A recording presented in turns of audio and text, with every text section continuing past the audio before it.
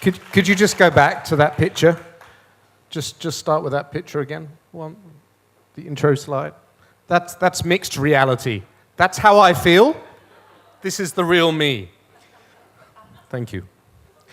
So my role today is to talk to you about AI and its influence on market research. So could you just raise your hand if you work in market research? Okay. And could you raise your hand if you use AI in market research? Right. Which means that your definition of AI and my definition are probably different, because I reckon you're all using AI in some form or other. So let's demystify AI a little bit, because it's one of those terms that has a lot of bullshit around it. So essentially, AI is using algorithms, which basically means formula, okay, and the increasing power of hardware and processing power in computers that is dramatically improved over all of our lifetimes to enable humans, and in my case, market researchers, to do a better job. And essentially, it helps them do it faster, better, and most of the time, cheaper. Once it reaches a critical mass, it gets to a much cheaper point to enable us to do market research. This is what's happening. Market research is here. The AI that has been impacting our industry has been accumulating and accumulating and accumulating. We're about to have a tsunami in the next 36 months, and the way that market research looks today will disappear. So if you work in market research, wave it goodbye. It doesn't mean it's going to get terrible. It's going to get more interesting, but it's not going to look anything like it does today. And I'm just going to show you why and how that's going to get there, okay? I'm going to run you through the different AI, and I'll precurse this. This is how AI is used at my company. So I can't speak for the whole industry, all right? But it'll probably give you a good idea. There's other people in the room who work in other firms and will use other things, I'm sure. So I'm just going to pull on my experience as to what's happening with AI and what I expect to happen, and sort of show you how that's really going to dramatically change. My first exposure with AI was automating reports. So as a research company, we like to kill our clients with PowerPoint. 200 slides of PowerPoint every month. There you go. That's to justify the money you've given us. So we automated it so that we didn't have to do it manually. We could just press a button, walk away from the computer back in 2005, and it would update all those PowerPoint slides for us. That saved us a lot of time. That was applying an algorithm, and computer power was very slow back then, to produce that same report. That was the first use I had of artificial intelligence in market research.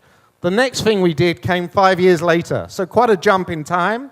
And this was, again, advances in processing power, advances in technology that enable us to track eyeball movements.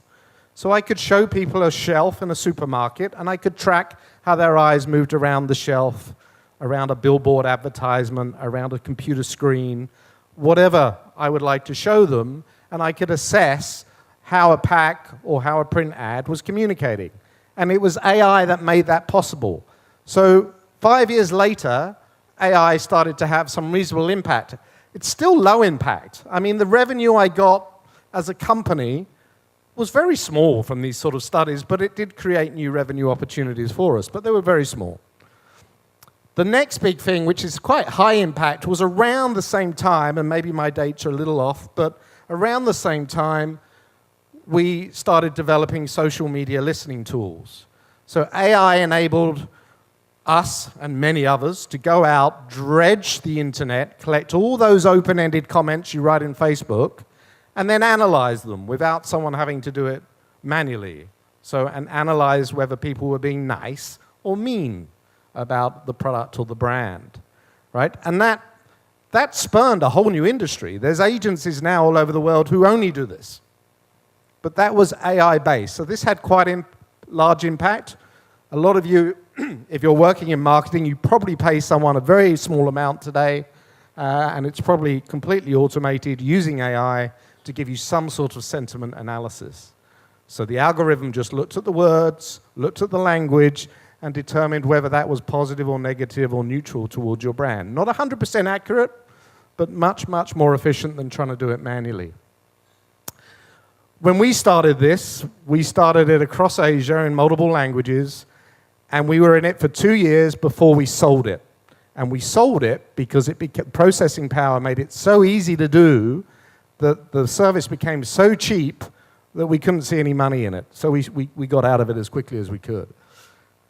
The next big thing of AI was, and CERN alluded to it in his very first slide, was the ability to read your face.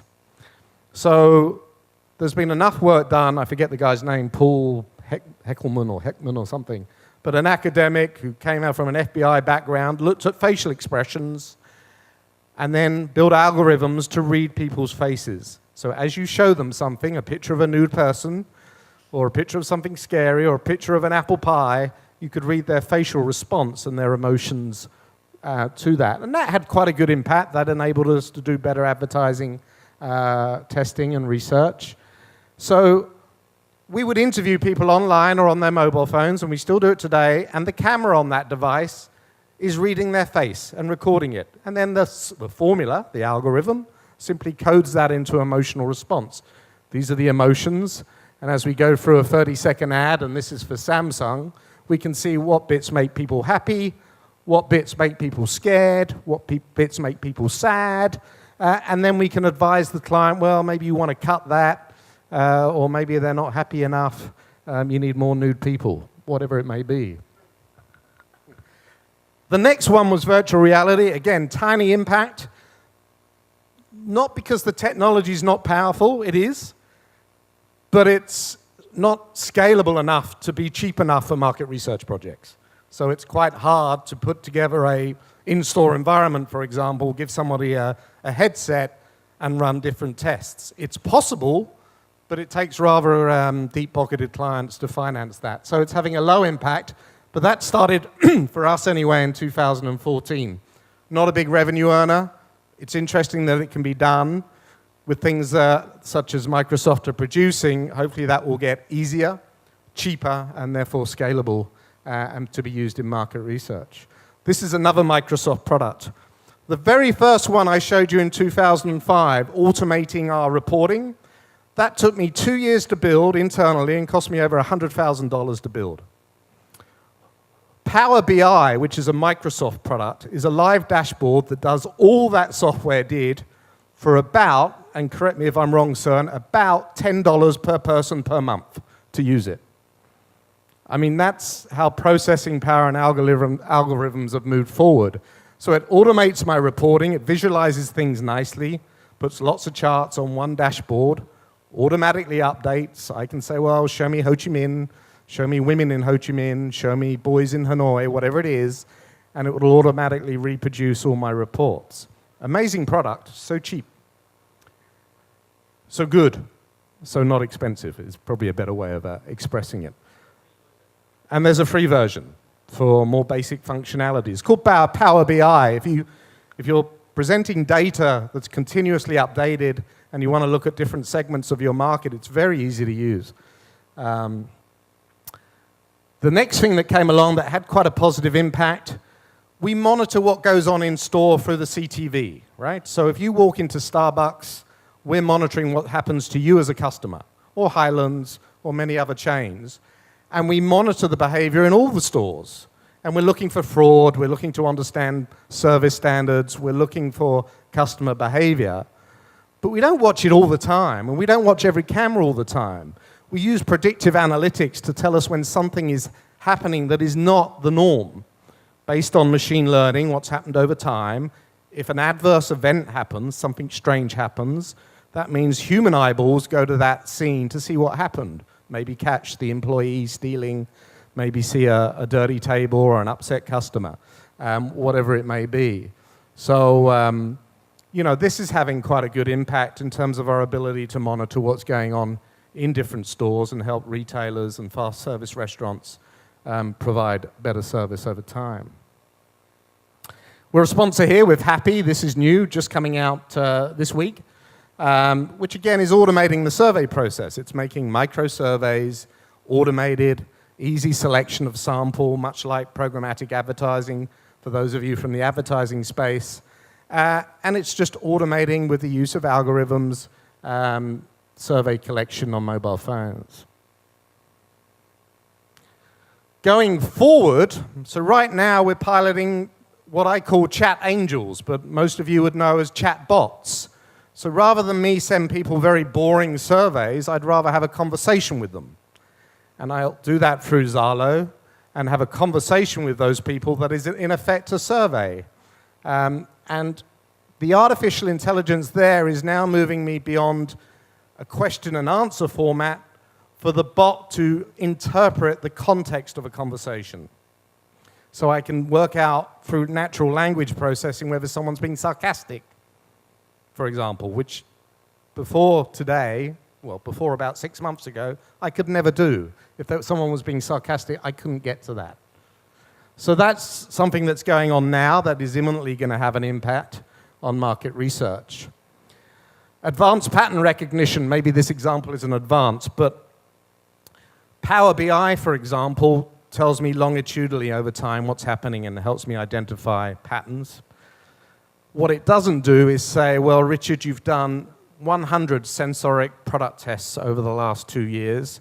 Let's look across all those studies and see if we can find some general patterns in the way people respond to a fish sauce, for example. The technology is very close at hand where that's going to start happening, and that will give us, as market researchers, a far better product for our clients and far more insight. So I suspect that will have quite a medium impact. And then right now, my company hires 600 interviewers. Nielsen are here. They probably have 6,000 interviewers in Vietnam. I don't know, but a lot.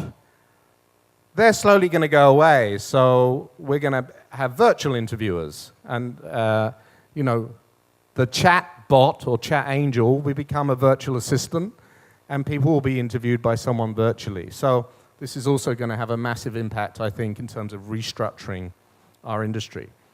Most of those I've shown you have been a medium or a low impact. Some of them are high, like I think she'll be high. I think that'll be reasonably high, maybe a medium to high. But what's really going to change our industry as market researchers is the coming together, the convergence of all these different AI-based tools in market research and making them available in a one-stop shop, in a platform where people will do a lot of it themselves. They won't necessarily have to turn to agencies, or the agencies themselves will use the platform and sort of plug and play different elements of the market research process that they may need. And that's going to radically change the type of people that are hired into market research.